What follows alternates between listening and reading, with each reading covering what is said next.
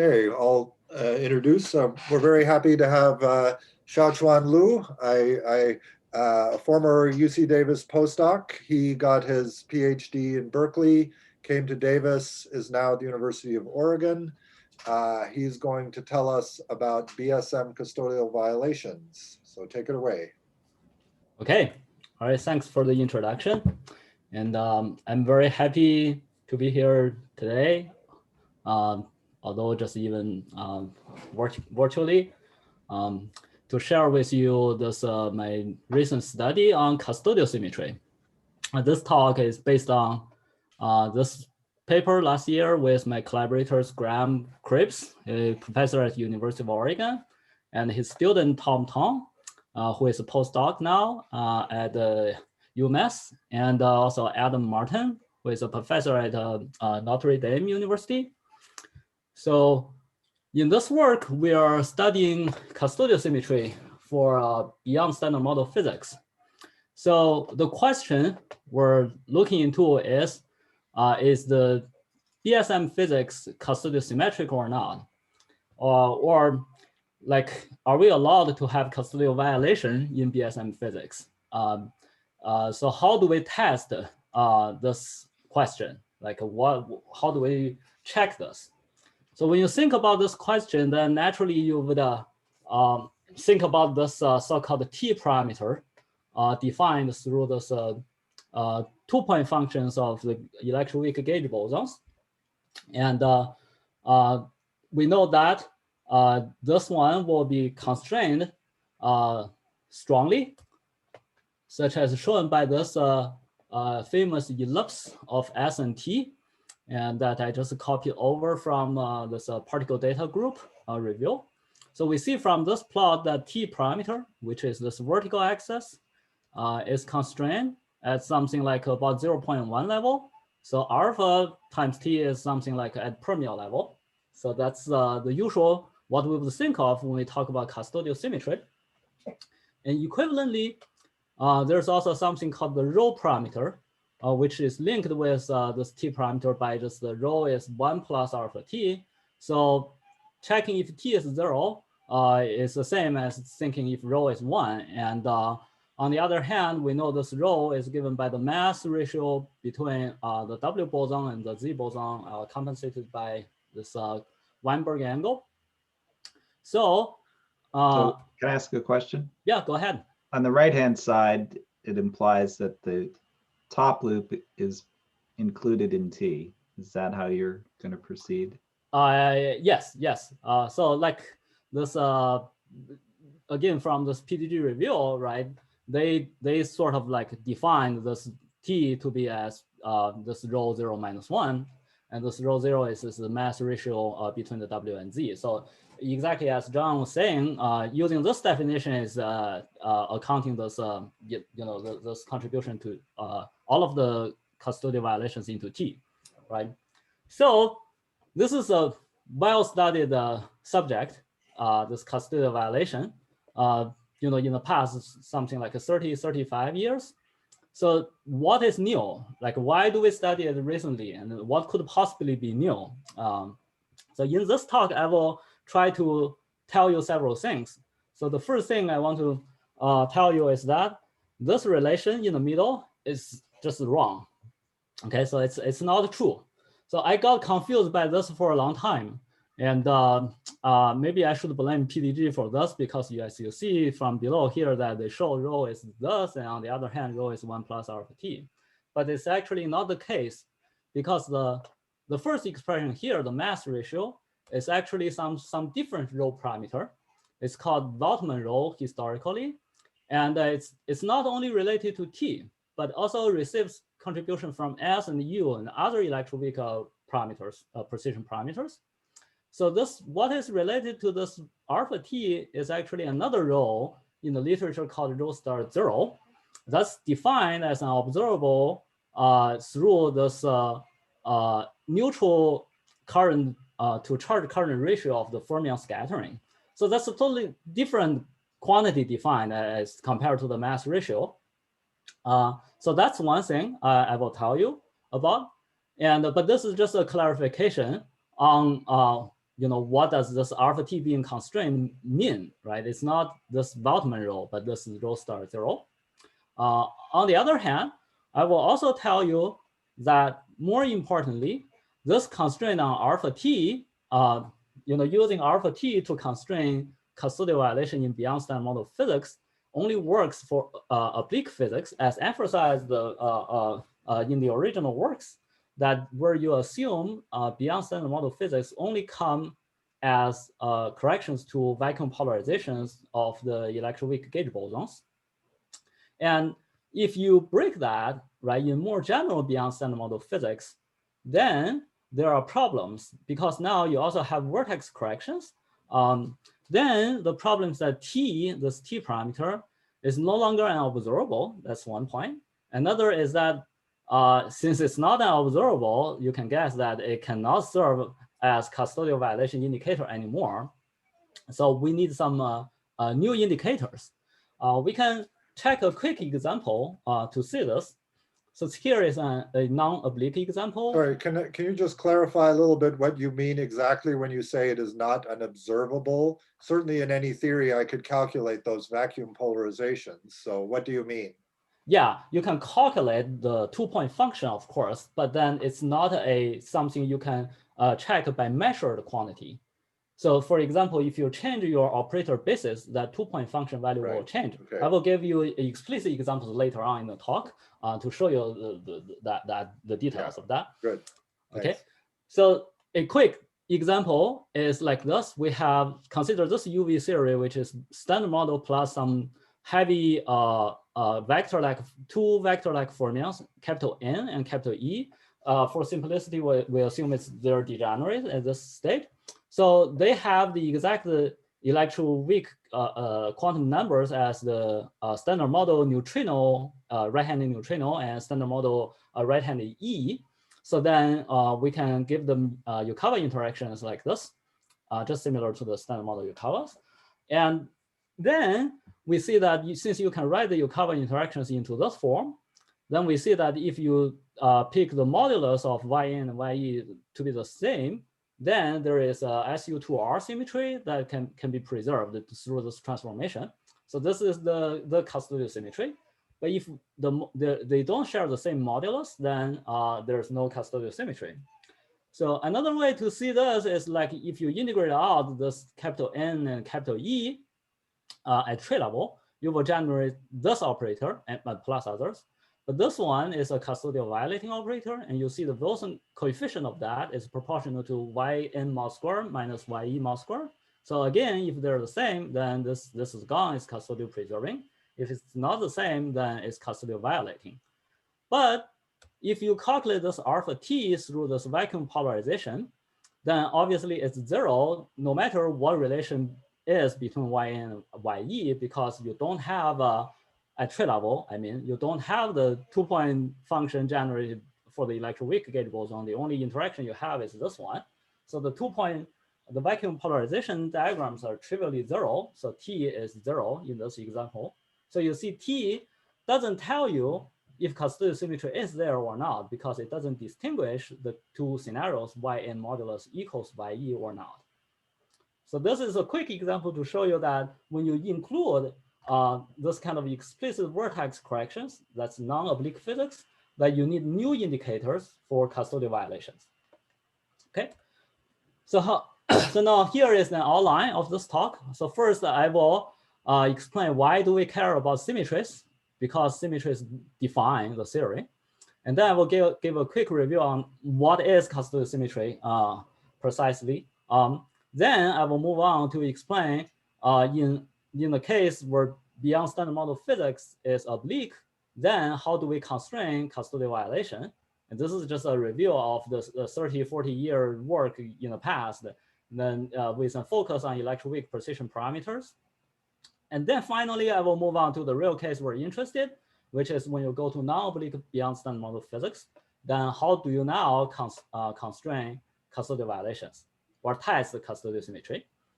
Here, several points are like here. Like I mentioned before, the electroweak precision parameters defined through the vacuum polarizations are no longer observables. And you need a new framework. And we take a first step of that by working with dimension 6 SMEFT tree level. This is by no means perfect. It's just a first step because you need to start from somewhere. And then I will introduce a custodial basis. That's a new operator basis in this dimension 6 SMEFT. And then I will also talk about the role of SMEFT reparameterization invariance in this business. And then also a potential complication due to something called equational motion redundancy in SMEFT. All right, let me get started. So first, the point that symmetries are important because they define the theory. This is a very straightforward point. Symmetries, so series are defined by two things. If you assume locality and those things, and then it's just defined by what fields you have and what symmetries you should preserve. Then it gives you the Lagrangian. For example, if you say your field is just a real scalar, and then your symmetry is just this Z2 symmetry, then you arrive at this familiar phi-4 theory. We know very well, like from textbook, that even if you say I miss this mass term here, then since you have this lambda, then it will radiatively generate still the mass term. So what really matters is the symmetry. So that protects terms, but if terms are not protected by symmetry, then they will naturally be generated. So symmetries are part of the definition of the theory. And so that's why we care about it. So moving on to the real case, such as standard model, we know the particles are here, and theoretically we use this fields to denote standard model, the Higgs, and the fermions. Q is a left-handed fermion, right? U and D are right-handed quarks, L left-handed lepton, E the right-handed electron. And then we have GWB to denote the gluons and the electroweak gauge bosons. So that's the field content of standard model. Then symmetry, as we are familiar with, is this SU3 color, SU2 left, and U1 hypercharge. And we have those quantum numbers assigned. From here, you can completely determine the Lagrangian should be just given by this famous standard model Lagrangian up to renormalizable level. And so this is how we use symmetry. And of course, there are plenty of motivations to go beyond standard model. Just to list a few, there are like neutrino mass and hierarchy problem, strong CP problem, and dark matter and baryogenesis, and so on. Many of that. They all give you motivations to include other interactions just beyond standard model. So when you think about beyond standard model physics, then there are typically two approaches. One is a UV approach, where you think the Lagrangian is the standard model Lagrangian plus some new interactions with some new fields, the beyond standard model fields. Then the question, as we explained, the way you define the theory, then the question should just be, what are the new fields and what are the symmetries to satisfy? For example, in the non-oblique example we just discussed, so the new fields, the beyond standard model fields, are the capital N and capital E. And then the symmetries are the standard model symmetries. And then we can also consider imposing additional global symmetries, such as custodial symmetry. So if we do impose it, then we require that there's some special relation between those two couplings. If we don't impose it, then we can allow for a new other degree of freedom. So you see, symmetry is important in like in model building when you consider what models are allowed. Right. Another. Should I be worried that even if you impose a custodial symmetry on your new sector, it's broken in the standard model? Yeah, I will talk. That's the UM redundancy I was talking about. Yes, I'll come to that by the very end. Yes, this is a problem, at least potentially. Yeah. So another approach to go beyond standard model is this EFT approach, which is fairly popular right now. Is this you consider the new interactions still with just a standard model fields, but now you include non-renormalizable interactions or equivalently higher dimensional operators In this approach, you don't introduce new field because you think that they are integrated out to give you this equivalently this effective operators. But the question to ask then is just what symmetries are there to constrain the allowed effective operators. For example, at dimension 6 level, if you impose custodial symmetry, and then those first two lines, those operators are preserved, respect that, and the last operator doesn't respect that. So you see, imposing symmetry can significantly affect the what models are allowed. So in this SMEFT, especially in this EFT approach, is very important because, as we know, the number grows very fast as you go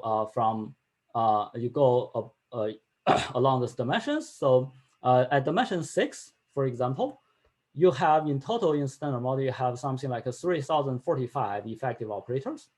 If you impose baryon symmetry, namely only baryon preserving operators are allowed, the number is reduced to this 2,499.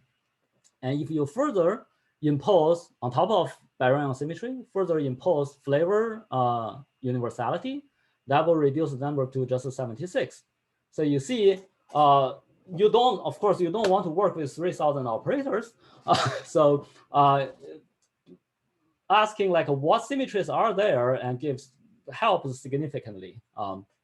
Okay, so now I believe we have enough motivation to look into any potential symmetries that we want to preserve in model building of beyond standard model physics. Now let's review what is custodial symmetry. So custodial symmetry, here let's recall the standard model Lagrangian as this. So you can write the Higgs into this bilinear, this 2x2 matrix form. So this H dual is just the I sigma 2 times H star. So you put it together with H to form a 2x2 matrix. Then this Higgs potential term can be written as this. So the good side of this is now you can easily see that there is a transformation if you let sigma to transform under this bilinear form, SU to L and SU to RH like this, then this potential is invariant. And that means the Higgs potential preserves this SU to L cross SU to RH symmetry. This SU to L is nothing but the part of the standard model symmetry. It's because this H dual and H due to this SU2 being the fundamental being the pseudo real representation. So they're the same representation under SU2L. But this SU2R is a new symmetry. Only the T3 part of that is a hypercharge of the standard model. But if you consider the whole thing, then it's not part of the standard model symmetry. So this is enhanced. So this is what we call custodial symmetry. Okay. Then in standard model, there are already breaking factors of this custodial symmetry. There are two sources. One is because the gauging of the hypercharge, then that means this d sigma is no longer transforming neatly like this due to this G1 term, even the global part of the symmetry. So the kinetic term is not 100% preserving custodial symmetry. But in the limit G1 goes to 0, then it preserves the global symmetry. Another breaking source is due to Yukawa coupling. As you can see, this interaction it doesn't preserve this SU to RH symmetry. So that's the two breakings of custodial symmetry in standard model already. But that's well controlled because we know exactly where it is breaking, it's broken, and we can calculate exactly the breaking effect. So what we care is about the beyond standard model physics. That's back to this question. Can I bug you? About 50% of papers have a different definition of custodial symmetry from you. Yeah, there are some degree of freedom to define custodial symmetry. Maybe you will say that once you have the electroweak symmetry breaking, then those will break it into the diagonal subgroup, and you call that the custodial symmetry. Yeah. If that's the case, then we can attribute that to the origin is just this SU to RH, right? So that's one that I very just wanted equivalent. to point that out for the Yeah. students so that they don't. Oh yeah, get sorry, too yeah, sure. confused. Yes, that's the same argument. Another is that sometimes people can distinguish this SO spin and this SU to RH, where the SU to RH is only like what the Higgs is transforming under, but the U and D are transforming under some SU to R SO spin. Then what the SU to R we are talking about for this term is the diagonal subgroup of that. But if you want to call that the custodial symmetry, that's also legitimate. Yeah, but that's those details are not that relevant. So for this talk, because I will focus on the leading order part that yeah. So back to this question, we care about like if the beyond standard model part of the interaction is custodial symmetric. So to answer this question, like in the past 30, 40 years, it's extensively studied. So in the case that we assume the beyond standard model physics is oblique, namely only 2-point functions, the correction only arises as corrections to vacuum polarization functions of the gauge bosons, then we can answer this question firmly because all the corrections are here in this 2-point function, and we can get this this transverse part of this vacuum polarization function, and that becomes a scalar function. Then we can expand it in terms of do a Taylor expansion in terms of p square, and then we can introduce the so-called electroweak precision parameters as originally introduced by Peskin and Takeuchi. There are S, T, and U up to the p square order. If we further go to p4th order, then you can have 4 more electroweak precision parameters as introduced later on by other people. Okay, so this way we can fully characterize all the possible corrections from beyond standard model physics. And then we can compute, for example, the fermion to fermion 2-to-2 scattering procedure, and to calculate the observables from this procedure. And they will be fully captured in terms of those electroweak precision parameters, as Peskin and Takeuchi summarized in this famous paper in 1992, that you can, once you calculate the 2-to-2 fermion scattering observables, they are given by those electroweak precision parameters as this. So this can be used to constrain the electroweak precision parameters. We notice that among this, there's this rho star 0 that's related to alpha t. So what is this one? This rho star 0 is defined as here. So it's in this low energy effective Lagrangian, it's here. So we see that it is linked to the neutral current to charge current ratio, because when rho star 0 is 1, this low energy effective Lagrangian has this SU2 symmetry. So we know that's an indicator of custodial violation. If rho deviates from 1, the SU2 is broken. So alpha t, this relation tells us that alpha t is an indicator of custodial violation. And as Peskin and Takeuchi emphasized clearly here, we denote the low energy ratio of charge to neutral current amplitude by rho star 0 to avoid confusion with the Voltman definition 1.1. So what's this Voltman definition? Is the 1.1 in their paper, same paper. That's those mass ratios. So they clearly distinguish the two rhos, and then actually this Voltman rho is here in the same set of equations. They calculated the Voltman rho, and the Voltman rho is given by all of them, S, T, and U, not just T. So this is important because this tells us that when you have custodial violation, right, rho star 0 will deviate from 1, right? But you don't know if Voltman rho will, because there could be cancellation. On the other hand, if you have custodial symmetry, then rho star 0 is 1, but Voltman rho may not be 1 because it also corrected by S and U. And those are custodial preserving effect. Okay, so this is just something we want to clarify. Okay, And but anyway, using this observables, we can constrain ST and U. So this is the same ellipse plot I showed before. From here, you can see that alpha T is strongly constrained.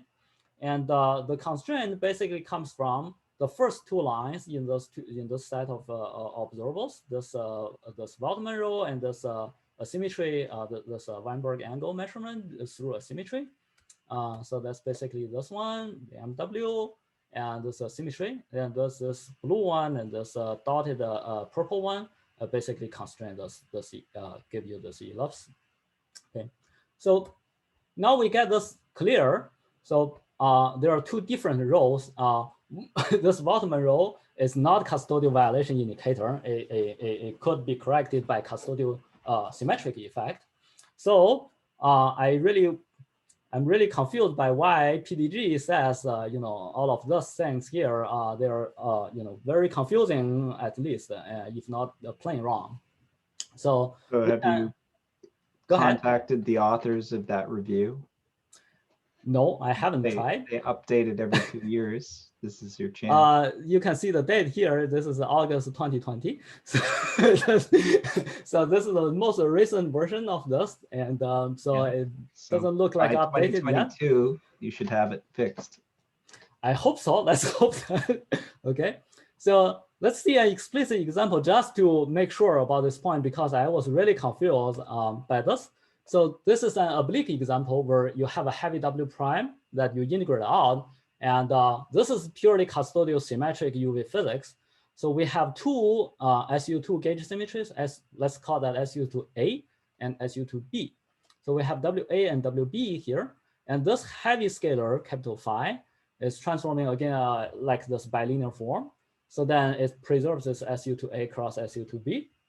But now, let's say this Phi, just like a Higgs mechanism, right? It obtains a web, then this diagonal. So it breaks it down to the diagonal subgroup that, let's say this we identify with the standard model SU2L. And in this picture, this Higgs kinetic term will give mass to one combination of the two W bosons, as we know through Higgs mechanism. And this combination is given here by this one.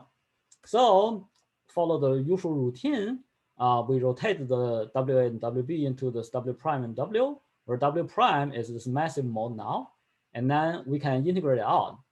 Okay, so just to check the fermion interaction part, right? This D slash. So the general covariant derivative is given by this, and once you rotate it to W and W prime, we have this format. Now let's assume that the standard model fermions couples only to WA, and then their TBs are 0. Okay. Now they, after rotating, then they couple to both W and W prime. Now you can integrate out W prime and get the effective operator, and it's very straightforward.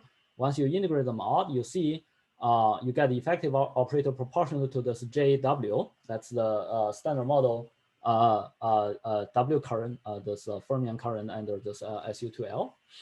So because of your integrating out this is just tree level physics. And another way of writing this current interaction is to use the equation motion of the standard model W boson and to write it into this form. So this brown part is called in the literature the Q2W effective operator, and this blue part is boson coefficient in this example. So we see that this is purely a gauge boson interaction, right? This effective operator. So this example gives you like the beyond standard model physics purely oblique in this case, and the correction to the vacuum polarization is only for the W bosons, both the charged ones and the 3-3 ones, and they're the same because it's totally like SU2 symmetric here. So then they both come with the same value as this. So we can easily calculate the alpha T because it corrects, this is SU2 symmetric effective operator, right? It corrects the vacuum polarization function in an SU2 symmetric way. So when you take this difference, then of course it is 0.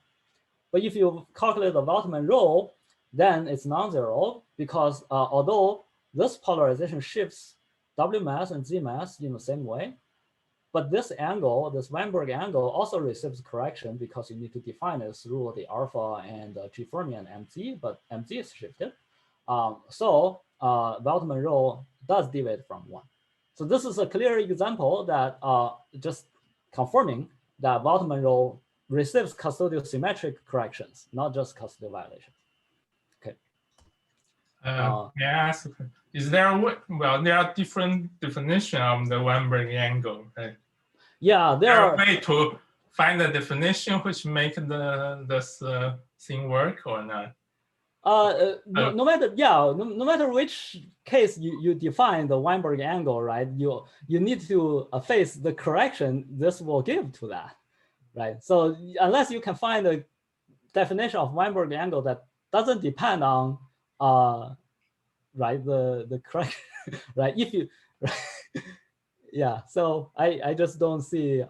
And also, by the way, not to blame PDG too much. I checked that their definition of their CZ square is precisely this one. So this is the usual one, the most accurate one we would like to use, right? You measure the alpha from the 0 energy and run it with known physics to MZ square, and then determine the sine theta, right? So then that's the most accurate way of right, because those quantities are measured most accurately. Right, so PDG did adapt the same definition. So yeah, but is there any other definition that you can?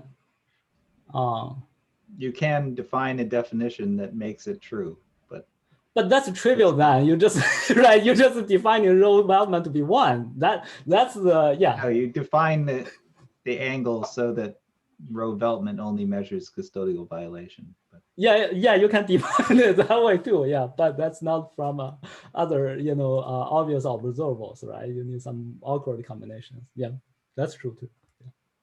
All right, but anyway, that's just a small distraction. But the fact still is that alpha T is indeed constrained strongly, and that does address the question of if beyond standard model physics is custodial symmetric, but only given that this beyond standard model physics is oblique. So when the beyond standard model physics is not oblique, then this framework doesn't work. That's very simple to understand because previously we assumed that all the new physics come as this propagator correction, right? But now if you include non-oblique physics, there's also vortex correction. So they will combine together to give you real observables in the fermion to fermion scattering procedure. So by this 2-point function alone, you cannot predict this scattering observables. So this STU. Are you including W and Z masses as observables? Oh yeah. Sorry. When I say fermion to fermion, also the W and Z mass are, well, Z mass can be, the W mass is included. Yeah. Yes. Can I ask a question? Sorry? Can I ask a question? Sure. Can you go backward for one slide? In this slide, yes. In the equation you had the Waldman is a function ST and U. But in the previous example you gave, it seems like you generate the Q to W operator. That operator is called, as far as I remember, it's called the W parameter. Exactly. Yes. So you will see that one operator will contribute to Rho hat Waldman, but according to this equation, how did it contribute? Because it does not. That's a very good question. I was trying to gloss this over. Yeah. So here, like when you have this Q2W operator, right? It does give you correction to Waldman-Roe. So yeah. But then if you look at the 2-point function, it's a P-force term. Okay. Okay. So we need to go back a few slides to see. So the original way Peskin-Takeuchi introduced STU is truncated up to P-squared term. So if you do that truncation, you're not sensitive to any P-force correction, right? Oh, okay. So you're exactly right. This correction, this Q2W operator will correct this W parameter. Yes, like here. Exactly. Yes. And how does the W parameter feed into the Waldman-Roe is another question, right? So it's not It's not given by this expression anymore because this is assuming that there's no p4th term in the two-point function. Okay, I understand. Yeah, you need to generalize this to include those 4 other precision parameters. So Sure. is that That W makes sense. parameter going to appear in your EFT? Isn't it higher order than you're keeping? Well, W parameter, yes, can, yeah, the Q2W operator is dimension 6 operator. Right, so that's in the SMEFT dimension 6, then we'll keep that effect. Yes. It's p to the 4th and it's dimension 6? Yes. Okay. Yes. So the power counting is a little, yeah, that's true. Yeah, but yeah. All right. So back to where I was. Yeah, I was explaining this. So it's not strange. It's not hard to understand at all that the electroweak precision parameters are no longer observables because observables are given by both the vacuum polarization correction and the vertex correction. You need to combine them to get observables. And so now we can see some concrete examples just confirm this case, right? So maybe this can be most easily seen through this basis change in SMEFT. So here I just list out again the electroweak precision parameters and some basic relations to assist the discussion. So the first example we look at is this one. So consider this QB effective operator. It's a dimension 6 operator, and it's given by this Higgs hypercharged current and this per-mille B mu nu, right? This one. And you can use the equation of motion of B boson to change it into the J, the current or the standard model current of the hypercharge. And this J is given by the Higgs charge and the fermion charge with the proper hypercharge values. And now if you plug it in, because we're going to compute the 2-point vacuum polarization functions as we're showing on the left this way. So we're not focusing on the fermion part, right? So if you do this trade, then on the right-hand side, you will just get the Higgs current with another Higgs current. So you get it squared, right? So let's see if you were to compute, like Marcus was saying, for any theory, you can just go ahead and compute the 2-point function. Yes, of course, you can do that.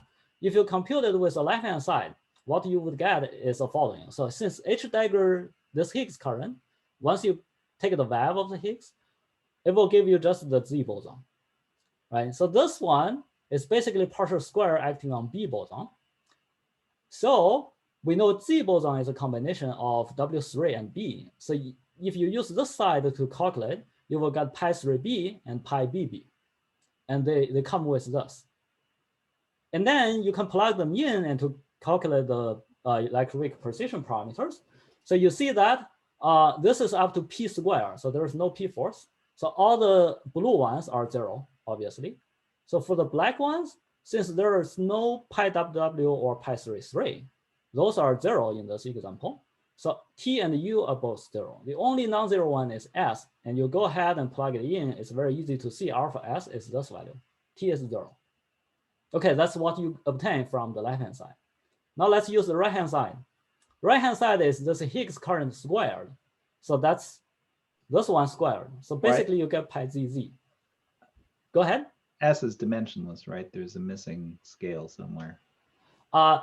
Yes, because this is dimension 6. So there should be a Wilson coefficient that's dimension -2. If you have the CB here, you need to multiply it here, and then you get a dimensionless quantity. Sorry for the dimension. Yeah. So yes, good question. Yeah. Right. So now you do the right-hand side. Okay. The right-hand side, you should get just a Z boson squared. So it's pi ZZ. But you don't have derivative anymore because each factor is just a Z boson factor, right? So if you expand this, you just get Z mu. So then right-hand side, you get just everything as a constant, no P squared. Okay, but then since Z again is a combination of W3 and B, so you get all of this 3, but come with certain combination. This. Now you can plug them in and calculate the electroweak precision parameter. And because this is a constant, any derivative will give you 0. So you see the only chance non-zero quantity is this T parameter. Okay, and then you plug the pi 3 in, you get that T is indeed non-zero, but given by this. Again, this is supposed to be compensated by a dimension -2 Wilson coefficient to make this dimensionless. So you see the clear disagreement between this left-hand side and right-hand side, right? So that tells you that S and T, that's strongly subject to which basis of operator you use. But of course, we know equation of motion redundancy, it's true that if you use left-hand side or right-hand side to calculate any observable, I mean relations among observables, not just a amplitude, but relations among amplitudes, you will see that they agree. So this is just emphasizing that you can no longer use S and T as basis independent quantity. So rho star 0 is also not an observable? What? Rho star 0 is not an observable? Rho star 0 is still an observable, yes. But it's no longer related to just alpha T if you go beyond the oblique case. If you have vertex correction, right, it's corrected as well. Well, on PDG, there's also a new definition of STU. They use difference instead of derivatives, right? Yes, yes. What happened to those? Do they also suffer the same thing as you said here? Yeah, because the spirit is the same as we come back to this plot, this figure, right? So you need to combine the two to predict anything, right? So focusing only on the vacuum polarization is hopeless, right? So the difference you're talking about is just you define it as derivative or a finite difference, right? Is that what you're talking about? Yes. Yeah, so that will slightly modify the value, right? Because basically the finite difference takes, right? If you take a finite difference, for example, for S, right? That takes basically care of both the first derivative and second derivative. So if you care about P4 term, the P4 term will contribute, part of that will feed into this as well. So that does matter. In some case, for example, we know the law is that U parameter is dimension 8. That only holds when you take this definition. If you define it as finite difference, it will receive correction from this W prime piece. And then it will, at dimension 6, certain dimension 6 effective operator will contribute to U as well. So the scheme difference will matter at this level, but wouldn't affect the statement that they're not physical anymore. Okay. Finally, another example is similarly to the above. If you just have this Q2B operator, that's just the derivative on B boson squared, then the same thing happens as before, right? On left-hand side, you get P4th term. So the only non-zero one is this Y. Everything else is basically 0 because you only have pi BB. You don't have anything else. So only pi BB, the pi BB is here, right? On right-hand side, that's the same as the right-hand side above. It's just an additional factor of -½ So you see it's the same as. So again, you see the disagreement between the two bases. Okay. So I hopefully I've convinced you guys that STU are no longer observables when you include non-oblique physics. So it's clear that we need a new framework, right? Because we need a new framework to identify a custodial violation. We also need a new framework that we can check the consequence of custodial symmetry, right? So how do we do this? So we review what we did for oblique case, right? In oblique case, we focus on the low energy effective Lagrangian, and we say this one indicates custodial violation because if it were 1, then this one would be SU2 symmetric upon compensation of Weinberg angle. But then the consequence of that is this thing is linked with the ratio of the neutral current to charge current amplitudes. So we can measure this and check if the custodial symmetry is preserved. So similarly, in our new framework, we should follow this philosophy, except that we now should include non-oblique corrections. So then as a first step, the natural choice is the SMEFT. Okay, so now including non-oblique corrections, we instead of looking at just low energy EFT, which is p squared far smaller than electroweak scale, we're looking at SMEFT where p squared can be around the electroweak scale. Okay, and in this case, our new physics is characterized by those higher dimensional operators, and our question is if those operators are custodial symmetric. Right? So if we only have custodial symmetric effective operators, then that means the UV physics is the beyond sum of physics is custodial symmetric, right? But then how do we check the consequence of that? We find a set of observables that are functions of the Wilson coefficient. Then if we only have custodial symmetric effective operators, then we hope there can be identified some special relations among those observables, just like this one of the ratio of the amplitudes, right? But then some new relation, then that can be an indicator of custodial symmetry in the beyond sum model physics. Okay. But this job can be mostly conveniently done if we go to the so-called custodial basis, because in the original, so far the available basis of SMEFT, right, is the versal basis, where operators are not written in a transparent way that if it's custodial symmetric or not. So we want to define a new set of bases that each operator is either just custodial violating or preserving, right? Then we know when UV physics is custodial symmetric, then certain operator will be simply missing instead of you have some relations among the Wilson coefficient. Then this is the most transparent way of looking at the relations among those observables. And then we can identify custodial violation indicators. So that's the strategy we're going to follow. Okay. So first we review, to do this job, we first review the versal basis. So this is the so-called new SMEFT versal basis.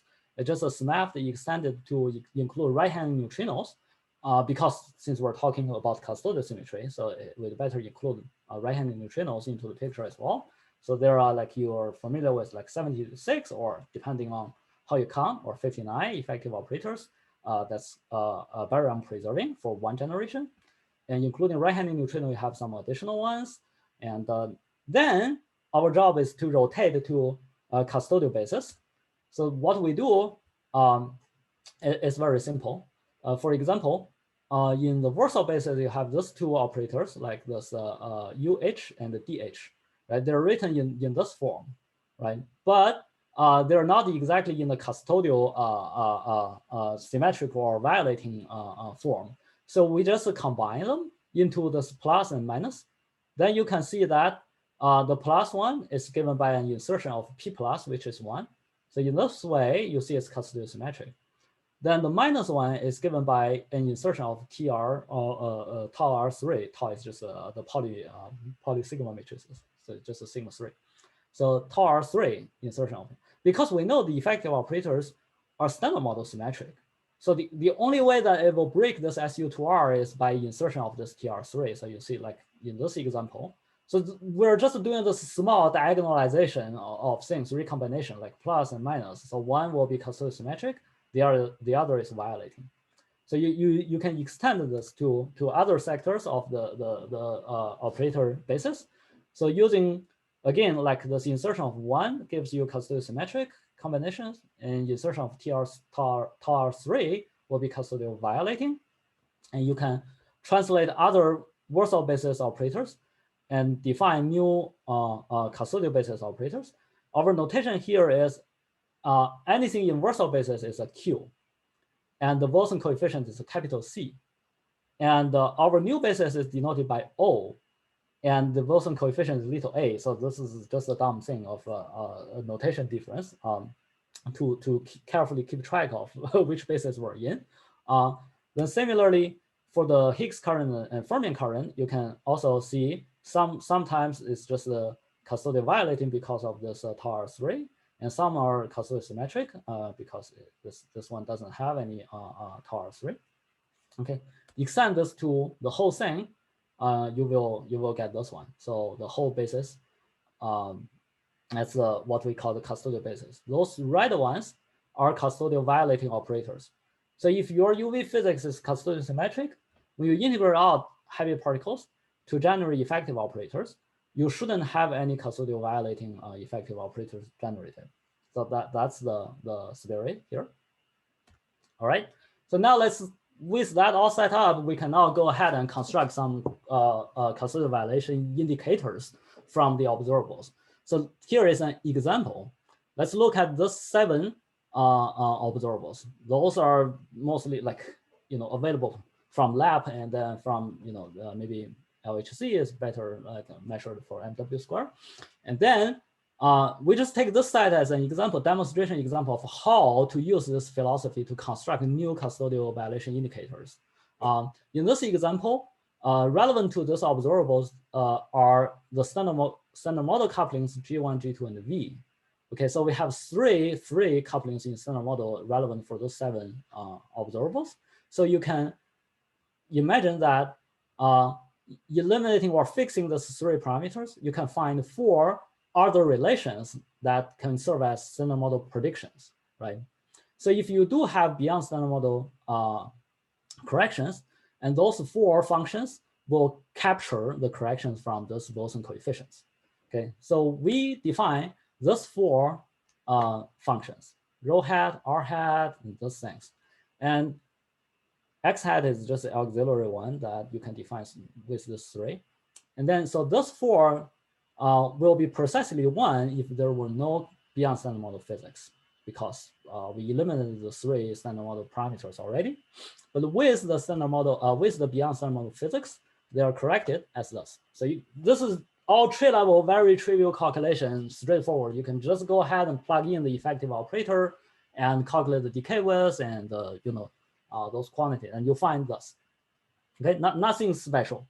Okay, now is our key step is to tell if you are only allowed custodial symmetric effective operators, then what do you have? So for this purpose, we rotate to our custodial basis AI, then the same expression just becomes this. Now you can easily identify the right ones, which are custodial violating effective operators. So if you insist on custodial symmetry, that means they should be all gone. Then you hope that there should be some special relations among these observables. Okay, so we can indeed find one, because now you see we have 4 observables here, but then it depends on HWB, HL3, 1, 2, and this HLR3 plus. So 4 Wilson coefficients. Looks like you don't have any special relation among them, but fortunately, 2 of them, HWB and HL3, come always with this combination. So effectively, you only have 3 independent directions. So there is indeed a special conspiracy relation among these 4 observables if it's custodial symmetric. Then we can identify this as this combination. So because this HLR3 only show up in the last one, so we can just drop the last one and focus on the first 3. And you get this rho hat minus 1, r hat z nu L minus 1, and r hat z EL minus 1. So in the case you only have custodial symmetric effect, this observable must be 0. But when you restore to general SMEFT, then you see this is given by this combination. This will be our new indicator of custodial violation, as we define as script T sub L, because we constructed by the Baltimore Law. Our rho is Baltimore Law, and the lepton physics, the lepton decay width. Okay, let me just remind you that QHD and QHL1 for this capital C Wilson coefficient are those operators. So we see that it does capture the vacuum polarization effect and the vertex effect. Okay, and this will be our new an example of our new indicator. So, Sin should go first. This AHWB and AHL3 always come together. Is this true just for this set or in general? If it's in general, should you just define a new operator which corresponds to the combined coefficient? That's my slide. Next slide. Okay. Yes. Okay, good. Yeah, but John, do you have anything? Yeah, so in contrast to the alpha T on the first slide, this one does not include top loop contributions, right? Yeah, everything I'm talking about is tree level. So yeah, sorry, I know. Yeah, top loop is sort of out of this picture. I'm not talking about even standard model correction. So this calculation is tree level calculation. But aren't the standard model loops as big as or bigger than any tree level contributions from dimension 6. Yeah, that's true. But then you can for standard model part that's known physics, you can calculate it, and just that's a shift of your zero position, right? So we're focusing on the sensitivity part, right? So whatever the top loop correction is, you can just go ahead and calculate it and include it in your rho, right? But then, don't you want to get some bounds? Yeah, when it comes to the practical bound, then that matters very much. I certainly agree. Yes. I mean, it seems like, I mean, maybe it's a simple exercise, but I mean, absolutely, the top quark is huge. Actually, it's huge compared to the bounds on the T parameter. That's right. So yeah. not so huge. Very important where your standard model value is in that ellipse, right? So I mean, a useful exercise. Do you have? Maybe you've done this, but I mean, you really should give the magical relation for custodial symmetry that includes the effects of the top loop. Is that something you've done, or is that something for future work? Yeah, we didn't do this yet. Right. Yeah. Because it's confusing, because like for the S parameter or T parameter, you usually, the conventional thing, like in that plot you showed, is you sort of subtract the standard model, as you say. But in this framework, it's a little not as obvious to me exactly how you do that. Yeah, but then we were struggling about the concept of including loop effects. Like John was saying, right, the standard model loop effect, right, is presumably like comparable to the UV tree level effect, right? So maybe it's fair to include the loop effect of the standard model alone, but not the loop effect of the UV physics yet, right? But because it's a hard job to include loop effects in the UV, so we just truncated the everything at the tree level to be transparent, in in the interpretation. So yeah, but certainly I take the point. All right, coming back to Sintra's point, right? So yeah, it seems like lucky that we always have this combination such that we can find the special relation among the observables when it's custodially symmetric, right? But then it's not an accident. It's actually due to something called SMEFT RPI, right? As pointed out by this Breville and Charles paper. Right? The idea is fairly simple. It's just the following. When you are just only looking at fermion to fermion 2-to-2 scattering, these two operators don't contribute. Because those ones at least will contain 3-gauge bosons or like Higgs operators in them. So it wouldn't fit into this procedure. Okay. But then these two operators are outside of versal basis. So you can use redundancy relation to treat them to write them into versal basis. So they each give you some combinations of versal basis operators. That means those combinations are blind directions for this fermion scattering procedure. Okay, so then those things wouldn't contribute. So concretely, if you have some amount of this HHW operator, once you treat it into the versal basis, it will shift those two by this amount. And similarly for HHB, it will shift those Wilson coefficient with this. So then any observable constructed from the 2-to-2 fermion scattering must satisfy must be invariant under those shifts. So that's called SMEFT RPI somehow in the literature. Okay, so you see from the first shift, this is very strong because it only involves 2 Wilson coefficients. That means to make this true, right, to get the invariant combinations under this shift, these two must come together. That's the reason. Okay, and also you can check this 4 observables also satisfy the other RPI shift invariants. So if you go back to this set, you notice that we have 6 Wilson coefficients here: HWB, HL3, 1, 2, HD, HL1, and HE.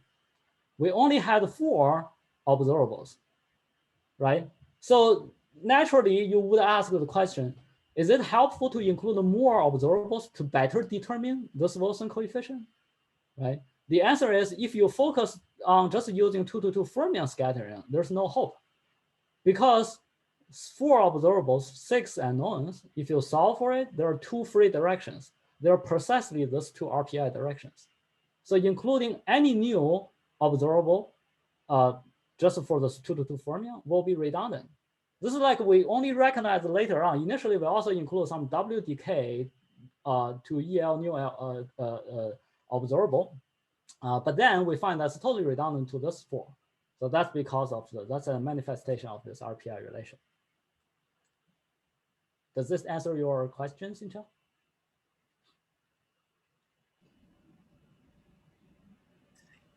Yeah, muted. Oh, yeah. Okay. But if you actually want to do a global fit, you do want redundancy because there's systematic errors in the measurements. I don't know what you mean by global fit, because these two operators, they have physical effect. If you're doing like a triple gauge measurements, right, because they have 3 gauge bosons, it will correct those triple gauge couplings. So then they can be distinguished from, right? I'm just saying if you only use 2-to-2 formula, then there are blind directions in combinations of Wilson coefficient that you wouldn't be able to detect. I'm just saying you want to include all the measurements that have been done. Yes, sure. Not just the minimum number. Right. So this is just an example of like how you use several observables to construct some custodial violation indicator. Yes. Okay, so we constructed this script T sub L. Then we can use the same philosophy to construct others, such as you move on to quark sector. And for the left-handed quarks, you can also construct a script TQ.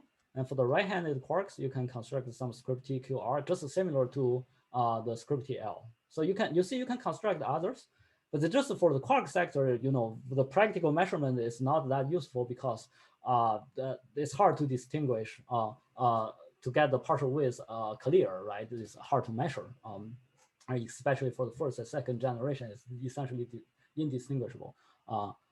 Okay, so final point is this John's question about UM redundancy, right? So far in the analysis, we have stick to this idea that if UV physics is custodial symmetric, when you integrate out heavy physics, generally effective operators, they must be custodial symmetric or SU2R symmetric as well, right?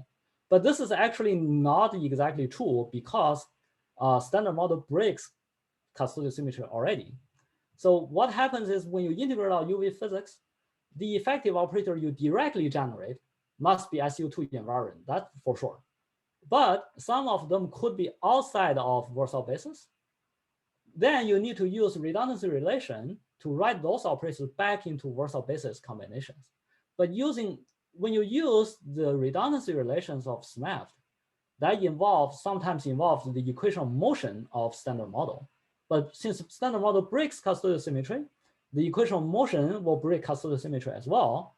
So then a custodial symmetric effective operator outside of Warsaw basis could result in custodial violating effective operators in Warsaw basis. Okay, an example is like this. Recall standard model Lagrangian, the Higgs part is this. So it gives you the Higgs equation of motion like this one. Now you can plug it in. For this QR, which is outside of Warsaw basis, then you find this combination. So this side, imagine you switch off G1, right? The hypercharge gauge coupling. Then this is standard model this is custodial symmetric. But the right-hand side is custodial violating because of this mismatch of the Yukawa couplings in standard model. So these red ones are custodial violating effective operators. So you see it's purely because the standard model that breaking custodial symmetry, upon this trading, it feeds into this Warsaw basis through this equation of motion. So this is indeed a potential problem in the formalism, but we checked that at the tree level for the observables we're calculating, we are free of this problem. That's essentially the difficulty to generalize the analysis to one loop level, because once you have RG effect, you have those, then all this feeding does matter and it happens more violently. And that could be harder to deal with. Okay, so now we can come back to our example, non-oblique example at the very beginning and apply our new custodial violation indicator. So this model with this capital N and capital E, we know that it's supposed to be custodial symmetric if we have this relation here. And now applying our new formalism, we calculate the SMEFT Wilson coefficient. That's this, we get this 3. And now using our script T sub L, which is this combination, we find that it's given by this combination. So it's accurately indicates that when custodial symmetry is violated or not. Okay, so here comes to my summary. In this talk, I've covered several points as below. So I talked about like Voltman rho is not an indicator of custodial violation by any means. Even for oblique physics, it still receives contribution from custodial preserving beyond standard model physics. And Peskin-Takeuchi T parameter could work as a custodial violation indicator, but only works when beyond standard model physics is oblique. Once you go beyond oblique, you need a new framework because STU are no longer observables. Now we took a first step at this by using dimension 6 map at tree level and constructed several indicators of custodial violation and demonstrated that it does work. And finally, I also discussed the role of SMEFT RPI and the potential subtlety due to EOM redundancies. All right, thank you. All right, well, let's thank Xiaochuan for a nice talk. Let's unmute for just a sec. All right, any questions?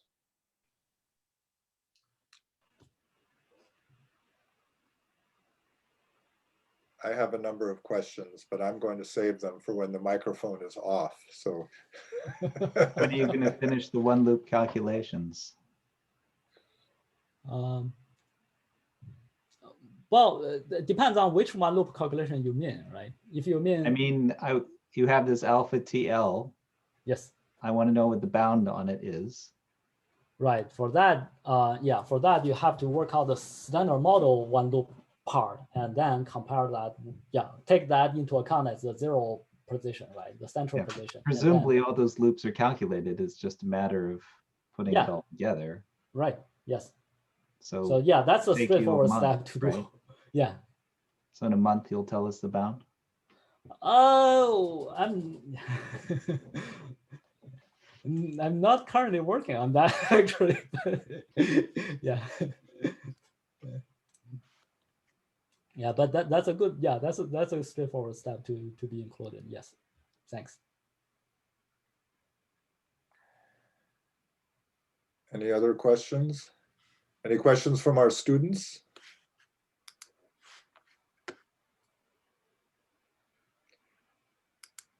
All right. Well, let's thank Xiaochuan again for a nice talk. Yeah. Thank you. And let's turn off the recording and we can have more discussion.